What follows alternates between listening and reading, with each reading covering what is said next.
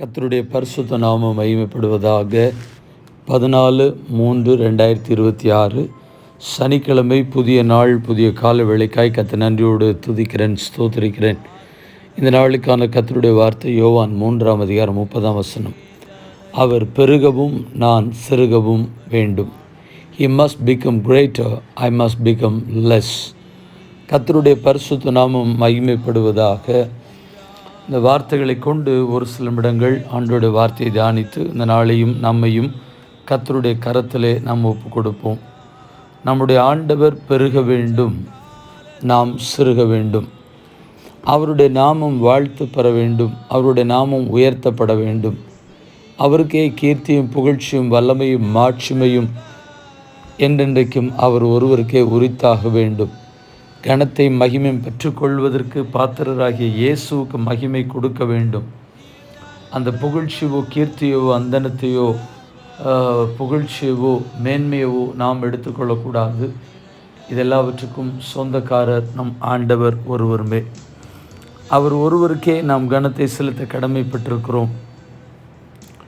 கர்த்தருக்கு ஸ்தோத்திரம். சங்கீதங்களின் புஸ்தகம் 72 சங்கீதத்தில் 17, 18, 19 வசனத்தில் வாசிக்கும் பொழுது அந்த ஒரு வசனத்தை மாத்திரம் வாசித்து நாமும் அந்த வார்த்தையினுடைய உட்கருத்தை உணர்ந்து கர்த்தருக்கு மகிமை செலுத்துவோம். அவருடைய நாமம் என்றென்றைக்கும் இருக்கும். சூரியன் உள்ள மட்டும் அவருடைய நாமம் சந்தான பரம்பரையாய் நிலைக்கும். மனுஷர் அவருக்குள் ஆசீர்வதிக்கப்படுவார்கள். எல்லா ஜாதிகளும் அவரை பாக்கியமுடையவர்கள் என்று வாழ்த்துவார்கள். இஸ்ரவேலின் தேவனாயிருக்கிற கர்த்தராகிய தேவனுக்கு ஸ்தோத்திரம் உண்டாவதாக.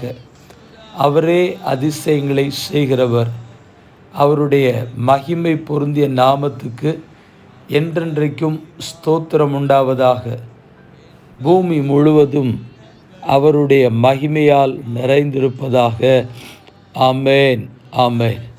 நம்முடைய ஆண்டவர் ஒருவருக்கு மாத்திரமே கனத்தையும் மகிமையும் கீர்த்தியையும் புகழ்ச்சியும் செலுத்துவதற்கு பாத்திரமானவர். கொலோசியர் 1:18 சொல்லப்பட்டிருக்கிறது, அவரே சபையாகிய சரீரத்திற்கு தலையானவர், எல்லாவற்றிலும் முதல்வராய் இருக்கும்படி அவரே ஆதியும் மரித்தோரிலிருந்து எழுந்த முதற் பேரும் ஆனவர். And he is the head of the body, the church. He is the beginning and the firstborn from among the dead, so that in everything he might have the supremacy. கர்த்தருடைய நாமம் மகிமைப்படுவதாக. கனத்தையும் மகிமையும் பெற்றுக்கொள்வதற்கு பாத்திரமானவர். அவர் பெருகவும் நாம் சிறுகவும் எல்லா விதத்திலையும் உயர்த்தப்படுவதற்கு பாத்திரமானவரை நாமும் எந்த சூழ்நிலைகளும் எல்லா சந்தர்ப்பத்திலும் அவருக்கே கனத்தையும் மகிமையும் செலுத்துவோம். கண்களை மூடி ஆண்டவரை கனப்படுத்துவோம்.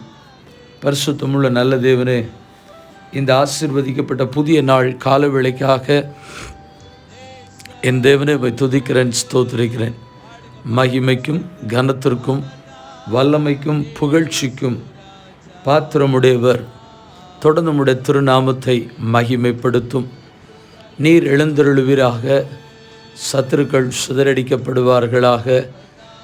தேவன் தாமே மகிமையாய் ஜனங்கள் மத்தியிலே உயர்த்தப்பட்டிருப்பீராக.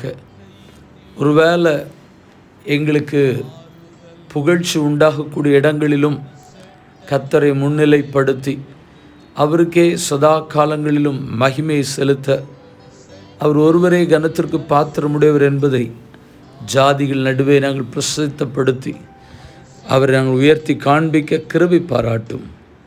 கர்த்தருக்கு ஸ்தோத்திரம். நீர் மகிமைப்படுவீராக. நீர் பெருகவும் நாங்கள் சிறுகம் ஒப்பு கொடுக்கிறோம். இயேசுவின் நாமத்தில் ஜெபிக்கிறோம் பரிசுத்தமுள்ள நல்ல பிதாவே, ஆமென். வாழ்த்துக்களுடன் ஜெபங்களுடன் pastor Jebadas. WhatsApp 9345353730. May Jesus bless you all. Amen. நேற்றைய கேள்வியும் பதிலும். தன் ஜீவனை ரட்சிக்க வகை தேடுகிறவன் அதை இழந்து போவான். யாரிடத்தில் சொன்னது? இயேசு அவருடைய சீஷரிடத்தில் சொன்னது. லூக்கா 17ஆம் அதிகாரம் 33ஆம் வசனம். இந்த நாளுக்கான கேள்வி: பரலோகத்தின் தேவன் என்றென்றைக்கும் அழியாத ஒரு ராஜ்யத்தை எழும்ப பண்ணுவார். யார் யாரிடத்தில் சொன்னது? மீண்டும் வார்த்தைகளுடன் ஜெபங்களுடன் நாளை தினத்தில் உங்களை சந்திக்கிறேன். ஆமேன், ஆமேன்.